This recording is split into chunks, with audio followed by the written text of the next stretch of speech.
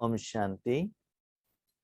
आज के वरदान, बाप दादा के वरदान अपने बच्चों के प्रति। डेट 14 नवंबर 2022। वरदान है, शांति की शक्ति द्वारा असंभव को संभव करने वाले योगी तू आत्मा भव। शांति की शक्ति द्वारा असंभव को संभव करने वाले योगी तू आत्मा भव। हम सभी जानते हैं कि हम एक आत्मा है, एक एनर्जी है, और आत्मा इस दुनिया में इस व्यक्ति के साथ, शक्ति के साथ जुड़ता है, योग लगाता है। चीज में जो गुण है वो आत्मा में पास होता है। तो उसके आधार पर कर्म और कर्म का फल होता है, मिलता है आत्मा को। अभी आज वरदान में बाबा ने कहा, बच्चे असंभव को संभव करो। तो क्या असंभव को संभव करना है? दुनिया वाले जिस भगवान के लिए ढूंढ रहे हैं, आपका पिता है, वर्तमान समय में आपका फ्रेंड भी बन चुका है। जैसे आप उनके साथ रिलेशनशिप रखते हो, क्लोजनेस रखते हो, इतना ईश्वरीय सेवा में निमित्त बनते हो, उतना बाबा आपके नजदीक में आ जाता है। जिनको पाने के लिए ऋषि मुनि आदि इतना तपस्या कर रहे हैं, साइंस वाले रिसर्च कर रहे हैं, लेकिन भगवान आपको इजीली मिल गया है। साथ में अपना पर्सनल कुछ वर्क हो, कोई इच्छाएं हो, कुछ समस्याएं हो, जो आप समझते हो कि ये नामुमकिन है, होगा ही नहीं, लेकिन योग द्वारा, शांति की शक्ति द्वारा असंभव को भी संभव कर सकते हैं। लेकिन बाबा ने इसके लिए एक विधि बताई। क्या बताया? योगी तू आत्मा भव। शांति आपके साथ निकलना है तो आप आत्मा बनकर जिस व्यक्ति में, जिस शक्ति में शांति है, अपने कर्मेंद्रियों द्वारा उनके साथ कनेक्ट होना चाहिए, योग होना चाहिए। हम जानते हैं शांति किसके पास है? भगवान के पास है। भगवान शांति का सागर है। जब आप आत्मा बनकर अपने मन बुद्धि को सबसे हटाकर, देखो शांति कब मिलता है? अपना मन इधर उधर भाग रहा है, बहुत जगह पर आपने मन को, शक्ति को स्प्रेड किया है, तो शांति का एहसास आपको नहीं होता है। तो पहले अपने मन को क्या करना पड़ता है? एक जगह पर स्थित करना पड़ता है, अपने कंट्रोल में लेकर आना पड़ता है। जब आप आत्मा बनते हो, इसका मतलब इस स्थूल दुनिया से, तन से, सभी से आपको कुछ लेना देना नहीं है। आप डिटैच हो गए। जैसे समझ लो आप क्रिकेट देख रहे हो, तो इस दुनिया से आपको कुछ लेना देना ही नहीं है, सिर्फ क्रिकेट देखना है बस, बाकी सभी से आप डिटैच हो जाते हो। और बाबा ने ये बात कही, जब आप आत्मा बनकर भगवान के साथ जुड़ते हो, आपके द्वारा वो शांति का शक्ति, माना आत्मा, माना बुद्धि, संस्कार, तन, वायुमंडल द्वारा जिस व्यक्ति के ऊपर, जिस समस्या के ऊपर वो शांति का शक्ति जाकर पहुंच जाता है, उस शक्ति के कारण से असंभव संभव हो जाएगा। इतना पतित दुनिया भी पावन बन जाएगी। जो शांति के लिए भीख मांग रहे, ढूंढ रहे हैं, उनको भी शांति मिल जाएगा। भक्त आत्माओं का मनोकामनाएं पूर्ण हो जाएंगी। बहुत समस्याओं का समाधान मिल जाएगा। लेकिन भगवान और शांति का शक्ति देने के लिए आपको साधन बनना है। जैसे एक पेशेंट है, डॉक्टर के पास जाता है, डॉक्टर मुझे ये बीमारी है। तो डॉक्टर क्या करता है? मेडिसिन, प्रिस्क्रिप्शन, इंजेक्शन लिखकर देता है। देता है किसको? नर्स के पास। और नर्स क्या करती है? वो मेडिसिन लेकर आके वो पेशेंट उनको देती है, तो बीमारी कम हो जाता है। तो ऐसे ही बाबा कहते, आपके द्वारा मैं मेरा शक्ति को आत्मा और साधन द्वारा इस दुनिया में देता हूं जो मांग रहे हैं। और जो मुझे सत्युग स्थापन करना है, स्वर्ग स्थापन करना है, उसके लिए जो शक्ति चाहिए मैं आपके द्वारा देता हूं। जैसे आपके पास अकाउंट में पैसा है, आप गूगल पे द्वारा और किसी को ट्रांसफर करते हो ना, मोबाइल द्वारा ट्रांसफर करते हो ना, चेक द्वारा ट्रांसफर करते हो ना, या नोट द्वारा ट्रांसफर करते हो ना। ऐसे ही भगवान के हाथ में आप एक क्या हो? साधन हो। इसके कारण शरीर का बीमारी हो, मन का तनाव हो, कोई चिंता हो, कोई समस्याएं हो, विघ्न हो, कोई भी वैरायटी का हो, कुछ भी हो जाए, लेकिन वो सभी इस शांति के शक्ति द्वारा उस समस्या का समाधान मिलेगा। तो चेक कीजिएगा एक दिन में आपके द्वारा कितना शांति का शक्ति भगवान आपको साधन के रूप में यूज करके दुनिया की तरफ दे रहा है। संडे मुरली में बाबा ने कहा, सारे आत्माओं को दे दो, सभी को दे दो। इतना वॉल्यूम में शक्ति आपके द्वारा जा रहा है। जैसे कि समझ लो, एक डॉक्टर और नर्स हॉस्पिटल में गए हैं, उनके आगे हजारों पेशेंट हैं, रो रहे हैं, और वो ट्रीटमेंट के लिए पूछ रहे हैं, मांग रहे हैं। ये डॉक्टर को नींद आएगा? उबासी आएगी? ये डॉक्टर के मन और कहां भी चला जाएगा? जाएगा? नहीं जाएगा ना। इतना लोग उनके आगे खड़े हैं, यहां तक उनको प्यास लगा है तो पानी की तरफ भी उनका अटेंशन नहीं जाएगा। टाइम हो गया है, मुझे घर जाना है, ये भी याद नहीं रहेगा। नींद की तरफ भी अटेंशन नहीं जाएगा, क्योंकि मैं कौन हूं, मेरी ड्यूटी क्या है, वर्तमान में मुझे क्या करना है, वो जानता है। इसी बाबा कहते हैं, बच्चे इतना कंसंट्रेशन लेवल में आपके द्वारा वो शांति का शक्ति निकलेगा, तब आपके मन बुद्धि भी आपका बात सुनने लगेगा और हर कर्म आपका सफल हो जाएगा। शांति की शक्ति सर्वश्रेष्ठ शक्ति है। शांति सर्वश्रेष्ठ शक्ति सभी से। अभी देखिए, कभी भी कहते हैं ना, कुछ सोचना है तो घबराहट में, अर्जेंसी में सोचना नहीं है, शांत हो जाओ, शांति में बैठकर सोचो, ऐसे कहते हैं। और लौकिक में भी स्कूल भी कहाँ रखते हैं? जो गांव के धूर में रहते हैं, रखते हैं। टेम्पल में भी, वहां टेम्पल को भी वहां रखता है। और सबसे इंपॉर्टेंट देख लीजिए, जो रिसर्च इंस्टीट्यूट रहता है, कोई भी रिसर्च हो, उसको कहाँ रखा जाता है? जहां ज्यादा साउंड नहीं रहता, ना एयर पॉल्यूशन, ना लोगों का पॉल्यूशन, ना साउंड पॉल्यूशन, क्योंकि ठंडे दिमाग से वो कुछ नया सोचे। इवन भगवान को ढूंढने के लिए भी ऋषि मुनि लोग भी कहाँ जाते हैं? जहां कहाँ भी शब्द नहीं रहता है। तो इसे बाबा कहते हैं, शांति की शक्ति सर्वश्रेष्ठ शक्ति है, और सभी शक्तियां इसी एक शक्ति से निकली है।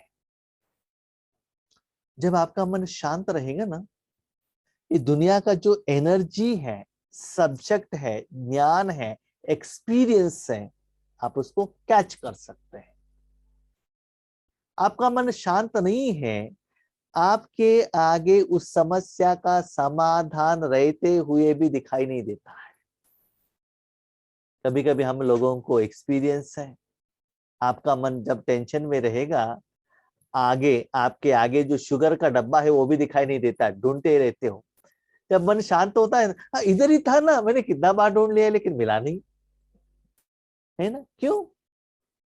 आंख तो ओपन है लेकिन मन शांत नहीं है ना, उसको कैच नहीं कर सकते हैं। इसलिए कहते हैं ठंडे दिमाग से सोचो।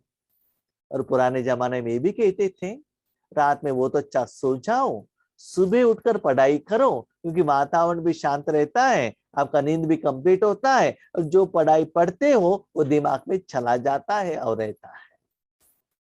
ठीक है, ऐसे कहते थे।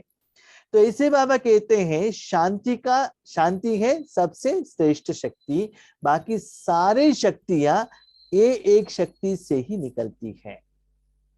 साइंस की शक्ति भी इसी शांति की शक्ति से निकली है। बाबा ये भी कहता है जब विनाश होता है ना, विनाश करने के लिए जो नया नया रिसर्च आए हैं, बॉम्ब्स, अटैक बॉम्ब्स, मिसाइल्स जो भी है, उनको भी मैं ही प्रेरणा देता हूं। साथ में अब बी के होने के बाद आप चेक कीजिएगा, जब आप शांत स्वरूप में बैठते हैं और जब योग पे बैठते हैं, तभी आपके मन में समस्या का समाधान मिलता है। और आपको ऐसा लगता है कोई आपको कानों में कह रहा है कि ऐसे करो। मुरली द्वारा भी समस्या का समाधान मिलता है, लेकिन मुरली पढ़ने के समय पर आपका अटेंशन मुरली की तरफ रहेगा, तभी आपको समाधान मिलेगा, नहीं तो नहीं मिलेगा। रिवाज के अनुसार सिर्फ मुरली पढ़ते जाएंगे तो समस्या का समाधान नहीं मिलता है। इसलिए बाबा कहते हैं हर समस्या का समाधान शांति से मिलता है, हर रिसर्च शांति से स्टार्ट होता है। सिर्फ पहले क्या करो, मन को शांत रखो। शांति की शक्ति द्वारा असंभव को भी संभव कर सकते हो। तो बाबा ने कहा शांति की शक्ति, लेकिन वो शक्ति मिलेगा कहाँ, वो इंपॉर्टेंट है ना। देखो आत्मा है ना, वो बिग जीरो है। आत्मा के पास खुद उसका कुछ है ही नहीं, जो भी है ना ये तीनों लोगों से लेता है। सिर्फ एक जीरो एनर्जी शांति भगवान से लेता है।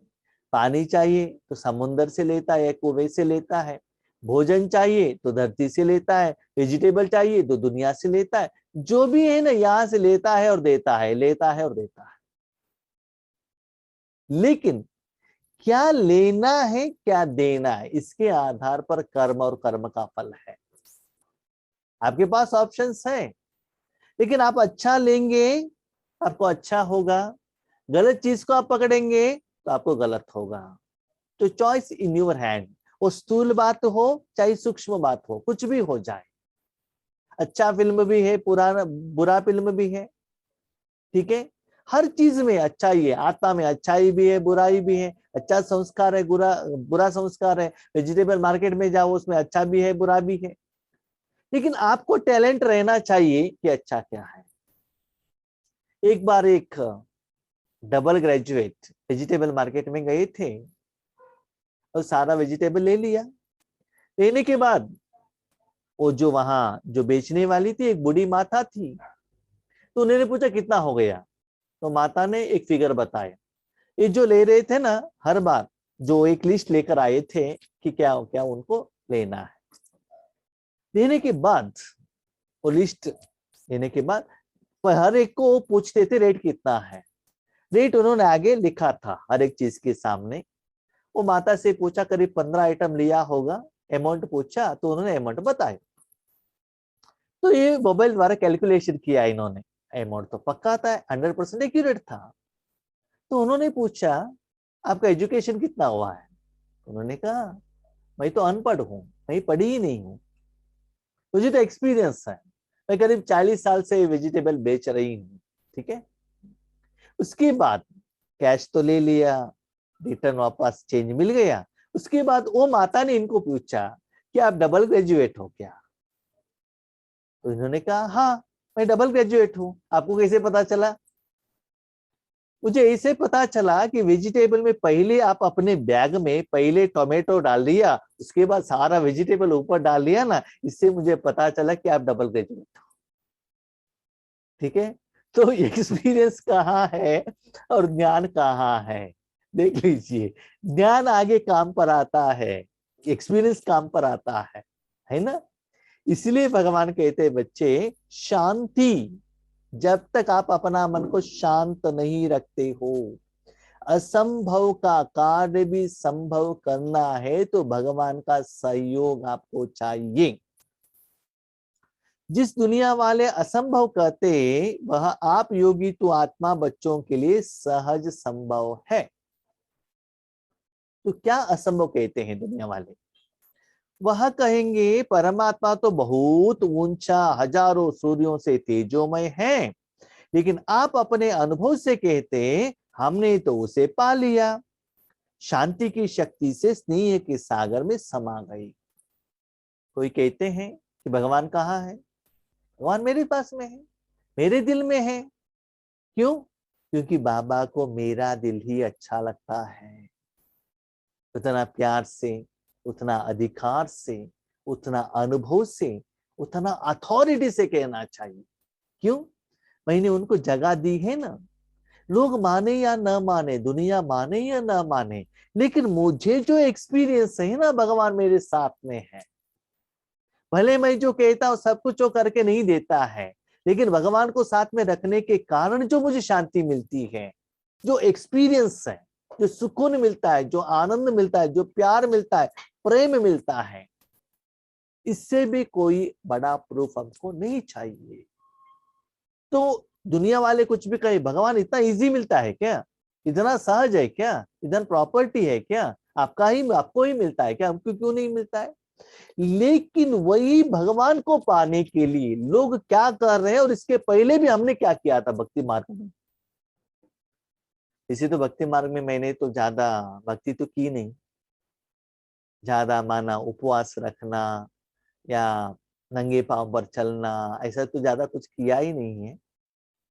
फिर भी बाबा को मेरे ऊपर उतना प्यार होगा, इसीलिए सहज मिला।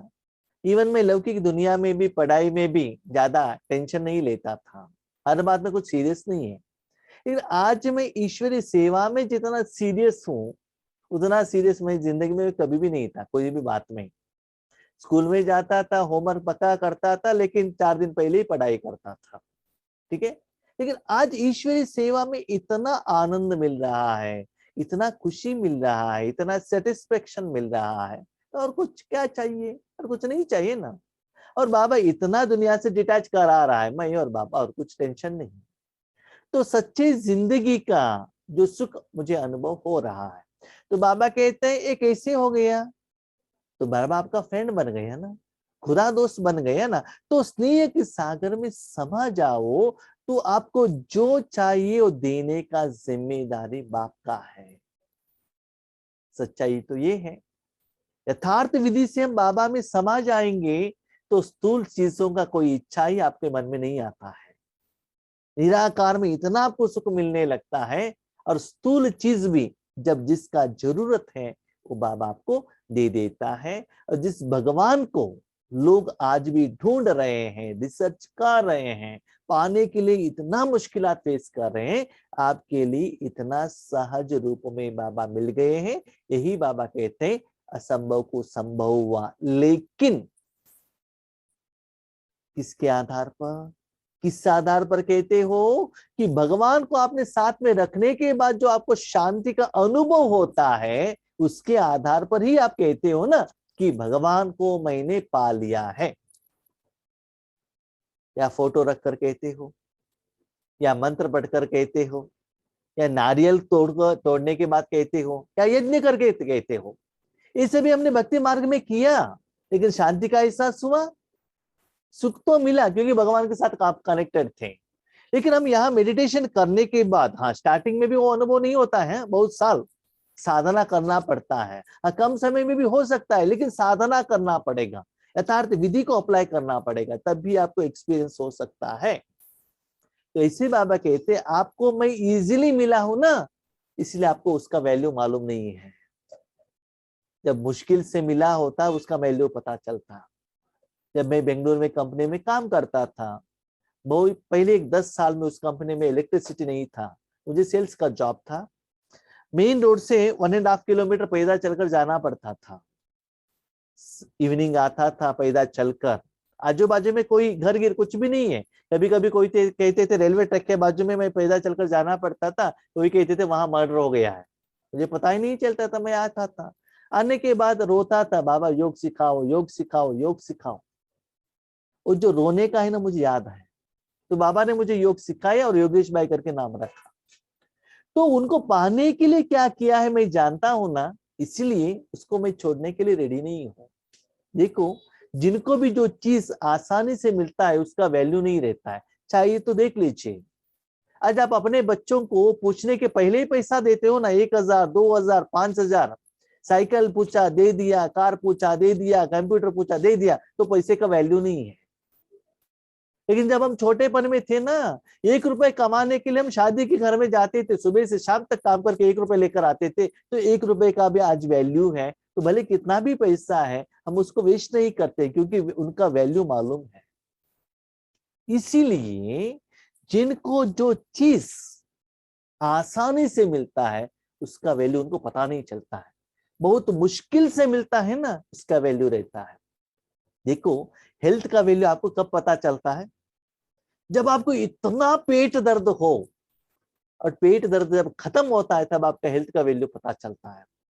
पानी का वैल्यू कब पता चलता है? जब आपको प्यास लगा है, पानी नहीं मिल रहा है, उसके बाद पानी मिलता है ना, तब आपको पानी का वैल्यू पता चलता है।